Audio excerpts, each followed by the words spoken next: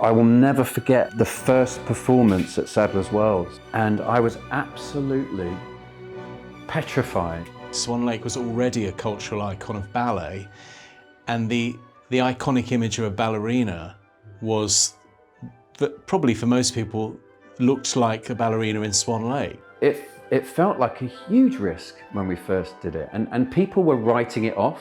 People were not prepared for the image of Adam Cooper as the Swan and then a whole flock of swans in Les Brotherson's, what is now very famous costume. But Adam's appearance in both halves of the show was a kind of spine-tingling moment for me theatrically.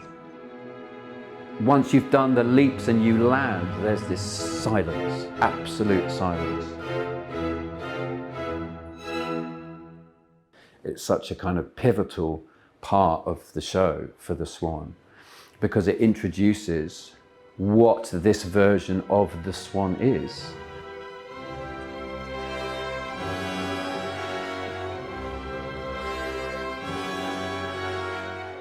What kind of got me into dancing was watching the film Billy Elliot and just seeing the very end of the show and how his life turns out and he joins Swan Lake. And I remember seeing Adam do the leap.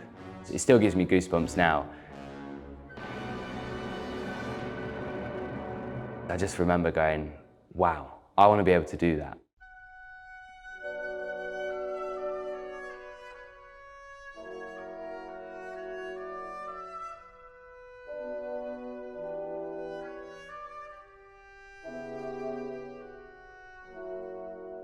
The whole of the first act, the Swan isn't in. So it's like the build-up of tension, the build-up of nerves, the build-up of excitement. And it's such an exposing entrance as well. It's the first time you see a swan on stage. So I was attacking it, and Adam said, you don't have to go for it, hell for leather. Just really embody the movement and show them from the get-go, like the physicality of the swan and how you move. Straight away, with them saying that, made me think it is the Swan. The thing that will move me more than anything is another dancer getting moved by being in it and having an experience that's meaningful to them, and to see them get emotionally involved in it will make me emotionally involved.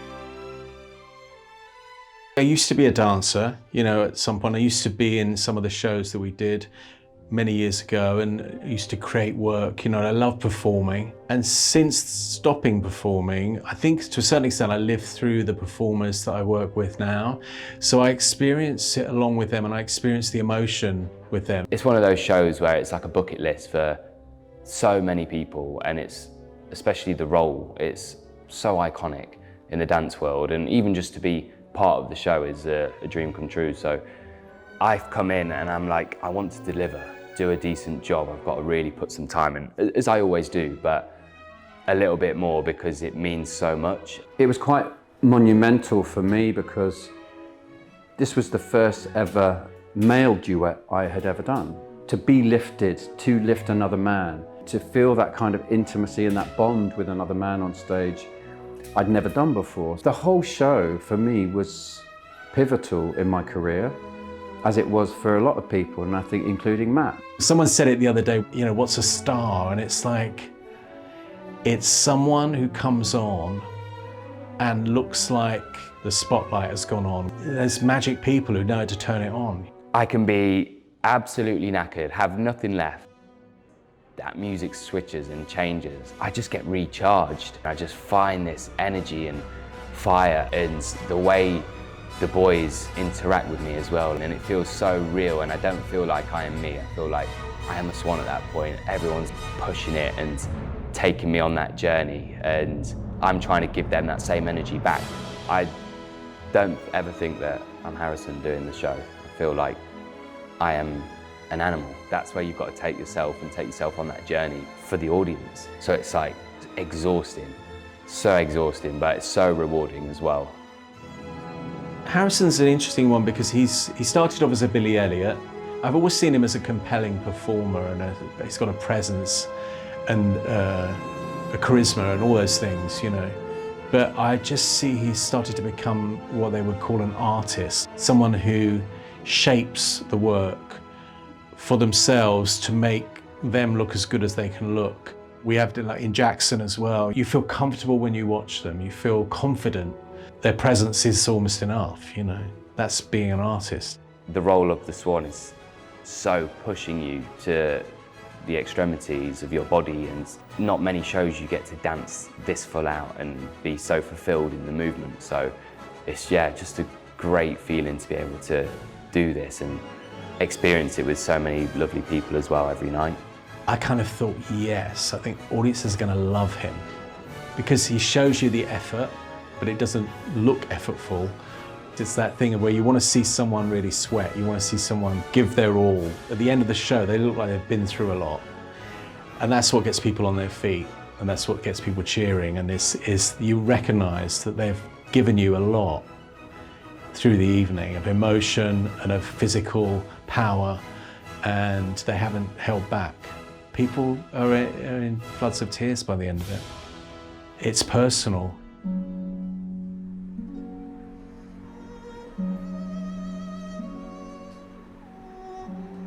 Oh, Scott Ambler.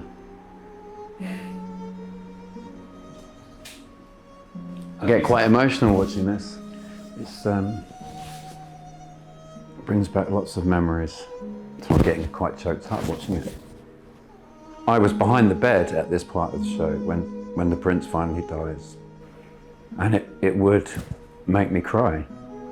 It's so weird having that feeling now, after all these years. It's so emotional.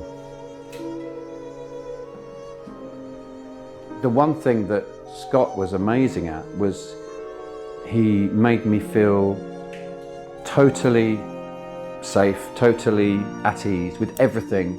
It's just amazing memory of a wonderful working relationship that we had.